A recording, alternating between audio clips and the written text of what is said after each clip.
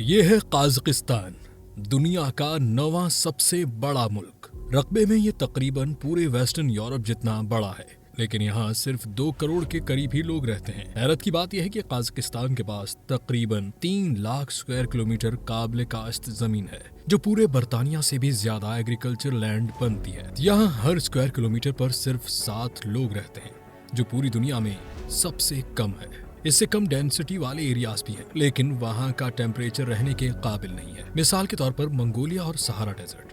تو سوال یہ پیدا ہوتا ہے، اتنی بڑی اور زرخیز زمین آخر اتنی خالی کیوں ہے؟ اس کا جواب 2 چیزوں میں چھپا ہے، اس کی جغرافیائی اور اس کی ڈارک ہسٹری میں۔ اگر اس کی لوکیشن کی بات کی جائے تو یہ ملک ایشیا کے مڈل میں خاموشی سے بسا ہوا ہے، آلموسٹ ہر طرف اسٹریٹجک پاور سے گھرا ہوا ہے۔ نارتھ میں ہے رشیا، دنیا کا سب سے بڑا ملک۔ ایسٹ میں چائنا، زمین کا سب سے زیادہ آبادی والا ملک۔ ساؤتھ میں چھوٹے سینٹرل ایشین کنٹریز ہیں، جیسا کہ ازبکستان، کرغستان اور ترکمانستان، جبکہ مغرب میں پھیلا ہے کیسپین سی، جو دنیا کی سب سے بڑی لیک ہے۔ اس کے باوجود قازقستان کی نہ کسی سمندر تک رسائی ہے، نہ تجارتی راستہ، نہ باہر کی دنیا سے کوئی آسان رابطہ ہے۔ اس کے قریب ترین سمندر ہزاروں کلومیٹر دور ہے۔ سادہ الفاظ میں کہوں تو قازقستان ایک براعظم ایشیا مڈل میں قید کنٹری ہے۔ قازقستان کے 80% سے زیادہ حصے پر میدان پھیلے ہوئے ہیں، ہموار خشک گھاس کے علاقے جو سینکڑوں اور ہزاروں کلومیٹر تک پھیلتے جاتے ہیں۔ یہ زمین دنیا کے سب سے بڑے ہموار خطوں میں سے ایک ہے، جو یوکرین سے شروع ہو کر منگولیا تک جاتا ہے۔ یہ منظر خوبصورت ضرور ہے، لیکن بے حد سخت بھی ہے۔ گرمیوں میں یہاں ٹیمپریچر 40 ڈگری سینٹی گریڈ تک پہنچ جاتا ہے اور سردیوں میں -30 ڈگری تک گر بھی جاتا ہے۔ بارش یہاں بہت ہی کم ہوتی ہے۔ زمین کا زیادہ حصہ اتنا خشک ہے کہ یہاں کی زمین فارمنگ کے قابل بھی نہیں ہے۔ پورے قازقستان کی صرف 11% زمین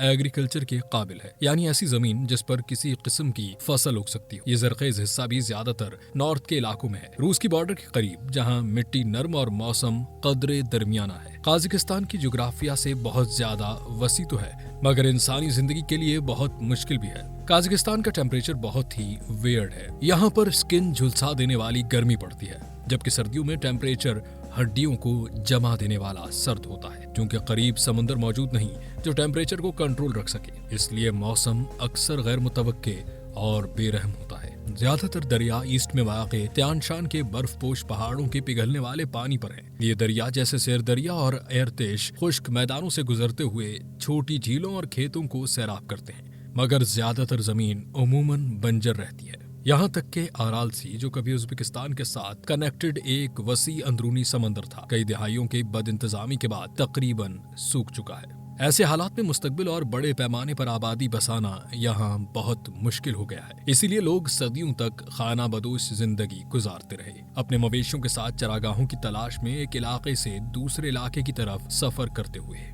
آج بھی اگر آپ قازقستان کی سڑکوں پر گھنٹوں سفر کریں تو صرف کھلا آسمان اور خالی میدان نظر آئیں گے۔ ویران اور خالی زمین قازقستان کی قسمت بن چکی ہے۔ کنکلوژن کے طور پر ہم یہ کہہ سکتے ہیں کہ قازقستان کا جغرافیہ بہت وسیع تو ہے، مگر یہ سمندروں سے کٹا ہوا ہے۔ یہاں موسم سخت ہے اور اس کی وجہ سے یہاں نیچرلی زیادہ آبادی کا ہونا بہت مشکل ہے۔ مگر کہانی یہاں ختم نہیں ہوتی، کیونکہ قازقستان کو انتہائی خالی صرف اس کی نیچرل جغرافی نے نہیں بنایا، بلکہ اس کی سیاہ تاریخ نے بنایا ہے۔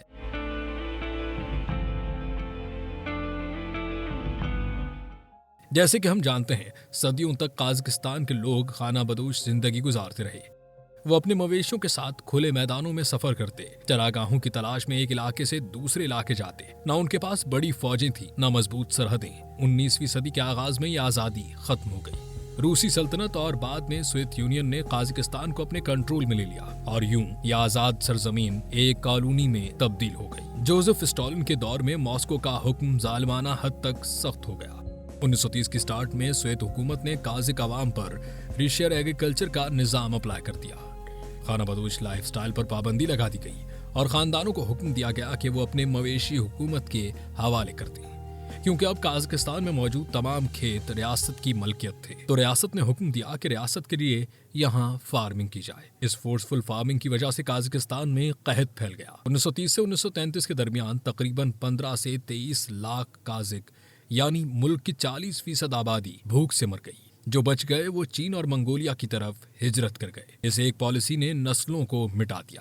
मजबूरन मॉस्को, जो उस वक्त यूएसएसआर का कैपिटल था, उसने काजाकिस्तान को बाहर से आने वाले लोगों से भर दिया। रूसी, यूक्रेनी, जर्मन और क्रीमियाई तातार एथनिसिटी के लोग यहाँ जबरदस्ती लाकर बसाए गए। 1950 की दहाई तक काजिक लोग अपनी ही सरजमीन पर माइनॉरिटी या अकलियत बन चुके थे। शायद आपको ये सुनकर हैरानगी हो कि मॉस्को ने काजाकिस्तान को न सिर्फ नेचुरल रिसोर्सेज के लूट के लिए यूज किया, बल्कि उसको एटॉमिक लैब के तौर पर भी यूज किया। 1949 में मॉस्को ने ईस्टर्न काजाकिस्तान के इलाके सेमी पालिस्टिक को अपना एटमी टेस्टिंग बेस चूज कर लिया। यहीं सोवियत यूनियन ने अपना पहला एटम बम धमाका किया। अगले 40 वर्षों में यहाँ 456 एटमी धमाके किए गए, जो दुनिया में होने वाले तमाम एटमी तजुर्बात का तकरीबन 20% बनते हैं। पूरे गांव लपेट में आ गए। 1 मिलियन से ज्यादा अफराद कैंसर और उसकी जैसी दूसरी बीमारियों में मुब्तला हो गए। ये इलाका आज भी जमीन पर सबसे ज्यादा आलूदा और खतरनाक मकामात में शुमार होता है। इसी दौरान सोवियत यूनियन ने मगरबी काजाकिस्तान में एक और तजुर्बा किया। उज़्बेकिस्तान में कपास लगाने के लिए उन्होंने उन दरियाओं का रुख मोड़ दिया जो आराल सी को पानी फराहम करते थे। वो समंदर जो कभी दुनिया का चौथा सबसे बड़ा अंदरूनी समंदर था कि 2000 की दहाई तक आराल सी 90% तक खुश्क हो गया। मछलियां खत्म हो गई, मौसम बदल गया और पीछे नमक से भरा एक जहरीला रेगिस्तान रह गया। अब इस इलाके से उठने वाले नमकीन तूफान फसलें तबाह करती हैं और बीमारी फैलाते हैं। यूएसएसआर के कोलोनाइजेशन के नतीजे में काजाकिस्तान को इंतहाई महंगी कीमत चुकानी पड़ी, जिससे न सिर्फ उसकी आबादी इंतहाई कम हुई, बल्कि ये कौम अपने नेचुरल रिसोर्सेज से भी हाथ धो बैठी थी। यहाँ तक तो ठीक था कि रशियन पॉलिसीज और उसकी ज्योग्राफी ने उसकी पॉपुलेशन को बहुत अफेक्ट किया था, लेकिन आज का काजाकिस्तान अपनी तारीख से बहुत मुख्तलिफ है। इसी काजाकिस्तान की जमीन के नीचे से नेचुरल रिसोर्सेज जैसे कि तेल और मादनियात निकली हैं, जिसकी वजह से इंटरनेशनल कंपनीज ने यहाँ इन्वेस्टमेंट की है और आज काजाकिस्तान हर साल $35 बिलियन मुनाफा कमा रहा है। इन नेचुरल रिसोर्सेज ने शहरों को दोबारा आबाद करना शुरू कर दिया है। जब रूस ने 2014 में यूक्रेन पर हमला किया और फिर 2022 में दोबारा जंग छेड़ दी, तो काजाकिस्तान में खौफ बढ़ गया कि अगला नंबर कहीं उसका ना हो। शुक्रिया दोस्तों वीडियो देखने के लिए। अगर आपको ये वीडियो पसंद आई हो तो लाइक और सब्सक्राइब जरूर करें।